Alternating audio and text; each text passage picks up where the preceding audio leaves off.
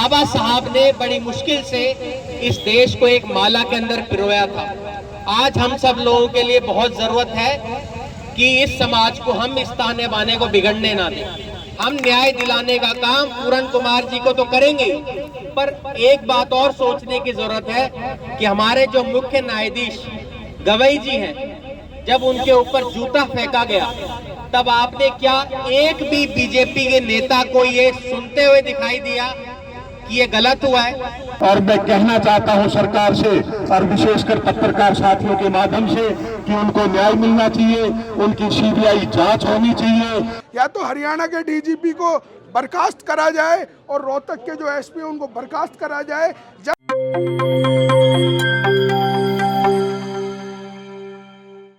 ADGP Y पूरन कुमार की खुदकुशी का मामला अब तूल पकड़ता जा रहा है। 7वें दिन पोस्टमार्टम की कार्रवाई नहीं हुई, लेकिन जिला स्तर पर आंदोलन शुरू हो चुके हैं।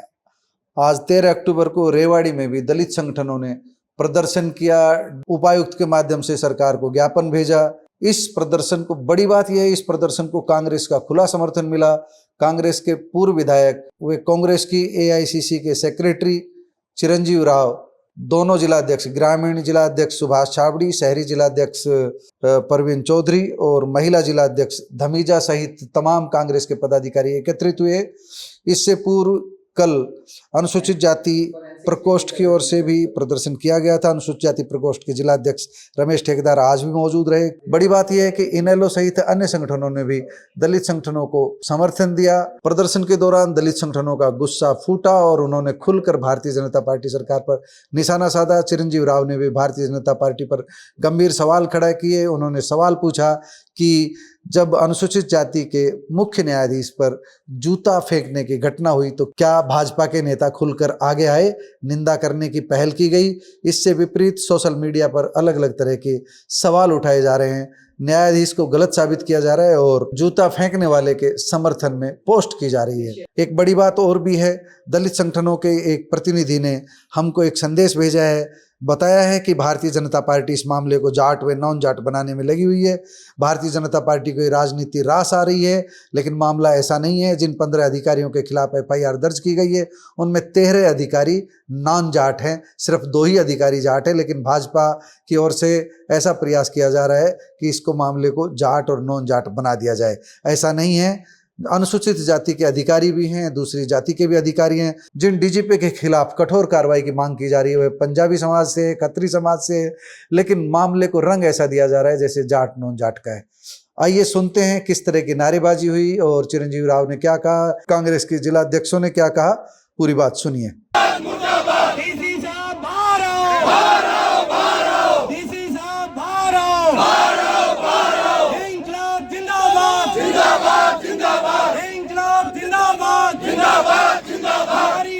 जिंदाबाद जिंदाबाद जिंदाबाद, हमारी एकता जिंदाबाद जिंदाबाद जिंदाबाद, हरियाणा सरकार मुर्दाबाद मुर्दाबाद मुर्दाबाद।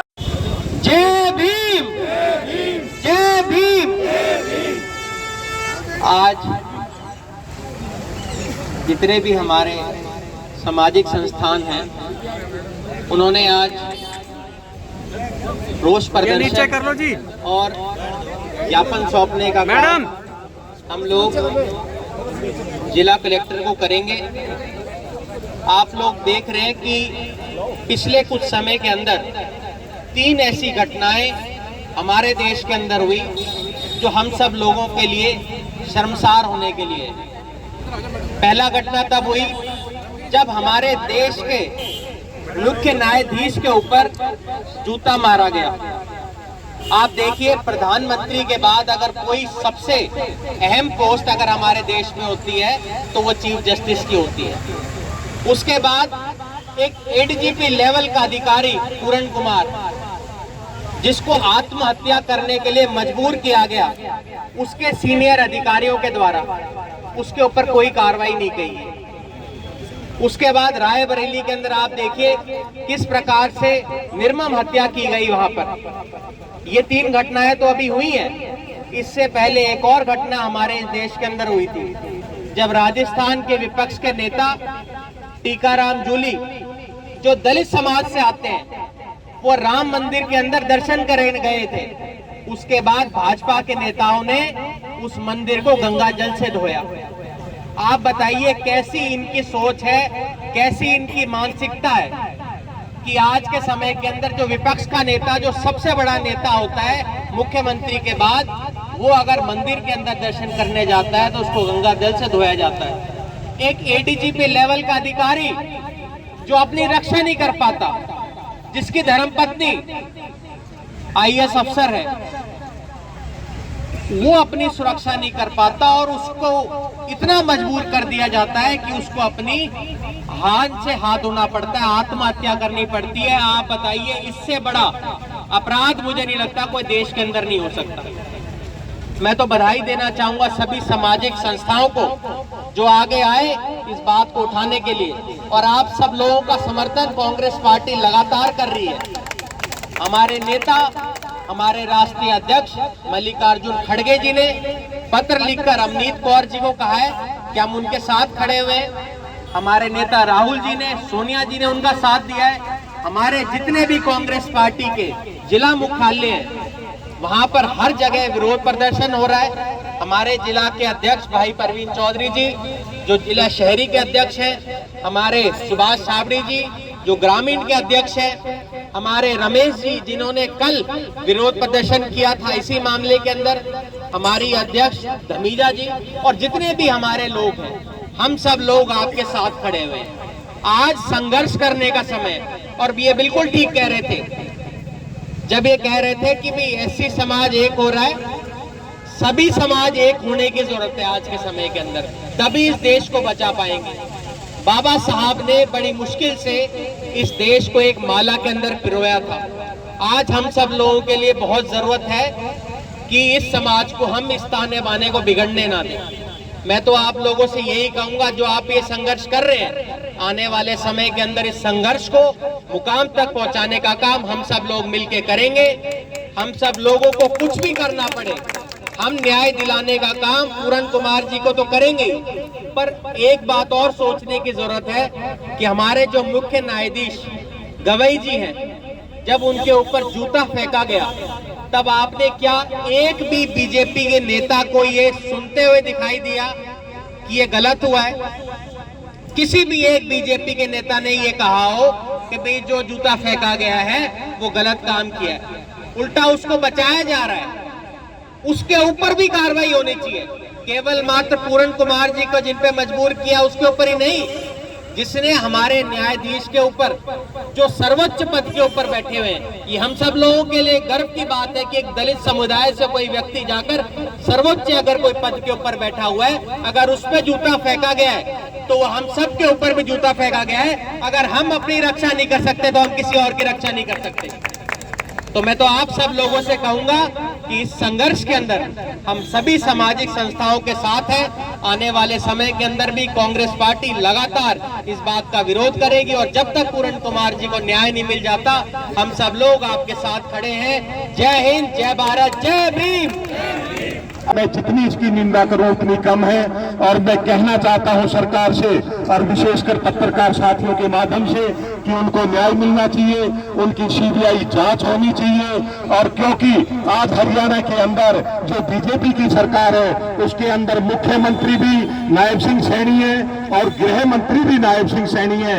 इसके साथ साथ मैं ये चाहता हूं कि इसमें कोई कठिनाई नहीं है, उन्होंने सीबीआई जांच के आदेश करने चाहिए, क्योंकि एसआईटी जो बनी है चंडीगढ़ में वो भी केंद्र प्रशासित प्रदेश है जो कि सेंटर के अधीन आता है, वहां भी बीजेपी की सरकार है। तो मैं ये निवेदन करना चाहता हूं, और उसके साथ साथ मैं विशेषकर पत्रकार बंधुओं, क्योंकि ये सरकार दमनकारी सरकार है, ये सुनती नहीं है जब तक कोई आंदोलन नहीं होगा।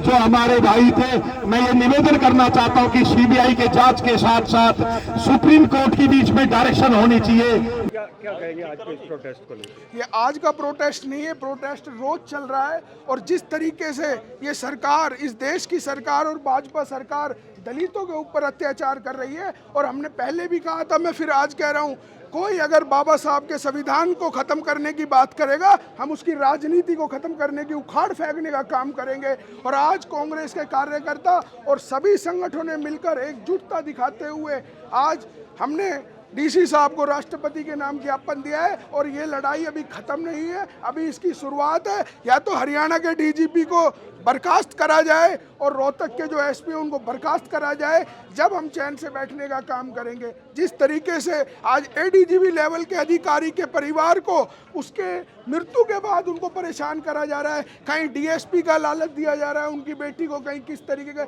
इस सरकार को शर्म आनी चाहिए। जिसका लाल गया है, इस सरकार को उससे पूछना चाहिए कि उस पर क्या बीत रही है।